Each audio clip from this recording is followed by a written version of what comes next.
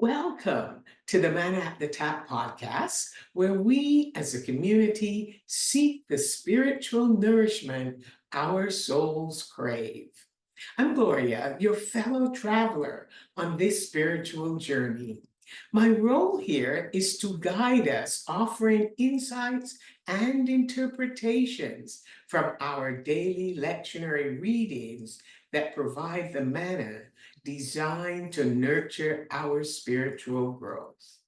Today, Friday, July the 5th, 2024, marks the sixth week after Pentecost, and we embark on a celebratory journey into the lectionary text of Psalm 48.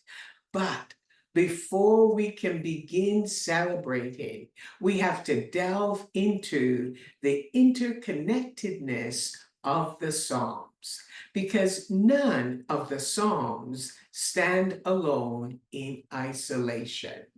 They are all part of a beautiful tapestry, each thread connected to the other, weaving a story of faith, hope, and praise.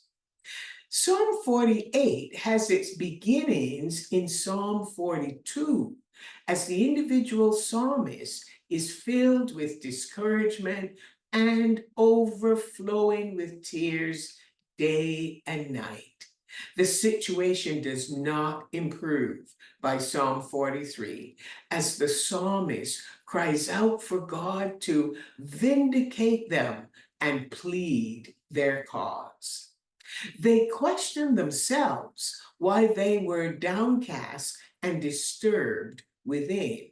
And the resounding answer came back, and I quote, "Put your hope in God, because that will begin the turning point of praising God." End of quote. In Psalm 44, as the psalmist continues to reflect, they intentionally decided not to trust in their bow or their sword to save them, but instead to boast all day long in God and praise his name forever. The psalmist will also have a Selah pause in Psalm 44, verse 8.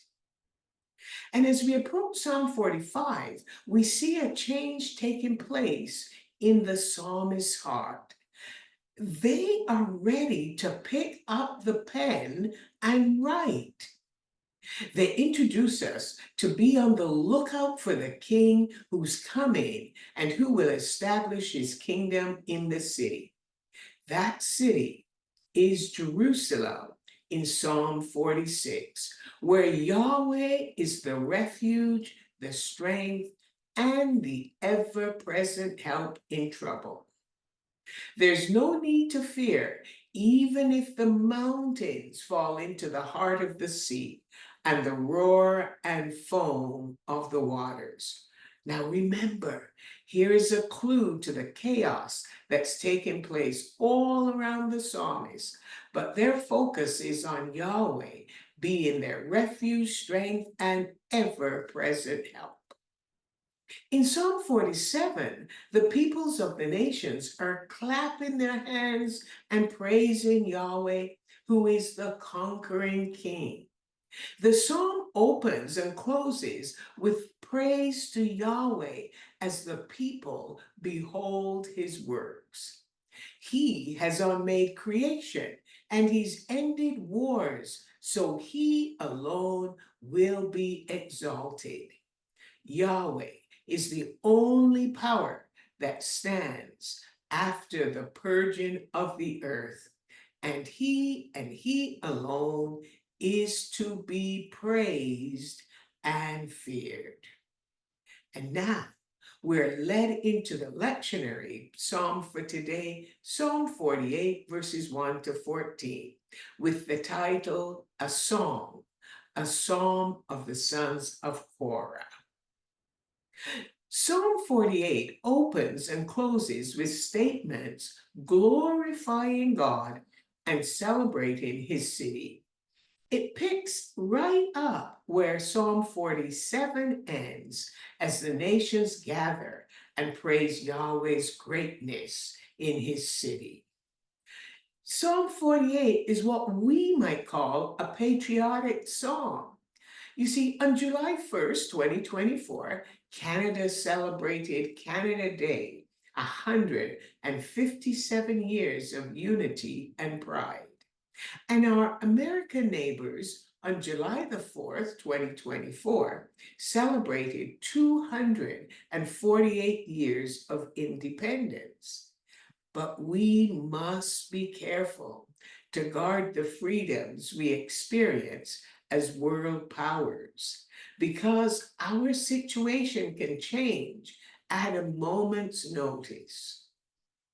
Psalm 48 invites us not to focus on this psalm being about the king's city of Jerusalem, but on it being first and foremost a psalm about God. The psalm is bookended in verse 1 and 14 with praise for and confidence in Yahweh. And I quote, "Great is Yahweh and most worthy of praise." That's verse 1. And it ends with verse 14, and I quote, "This God is our God forever and ever, and he will be our guide even to the end." In verses 2 and 3, we visualize the beauty of Zion. It's God's impregnable citadel that is high and lofty and celebrated as the joy of the whole earth, as Yahweh protects it from enemy attacks.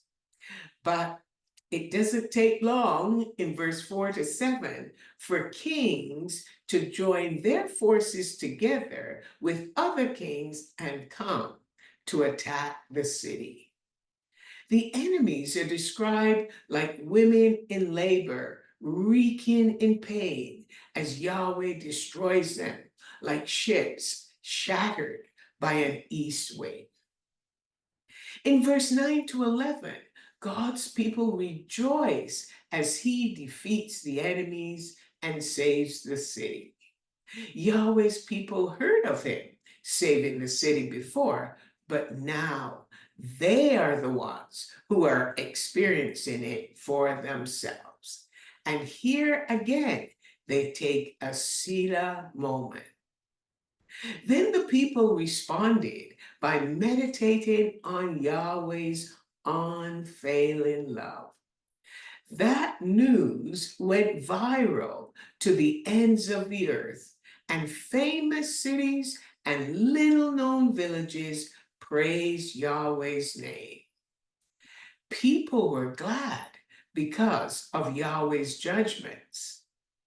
Now, the last two verses, verses 12 and 13, picture the community walking about Zion as if in a parade as the people count her towers. They're telling stories to each other, they're taking selfies with their phone, and they're taking photos so they can document and preserve all that has taken place and to tell the stories to a yet to be born generation. For this God is our God forever and ever, and he will guide us to the end.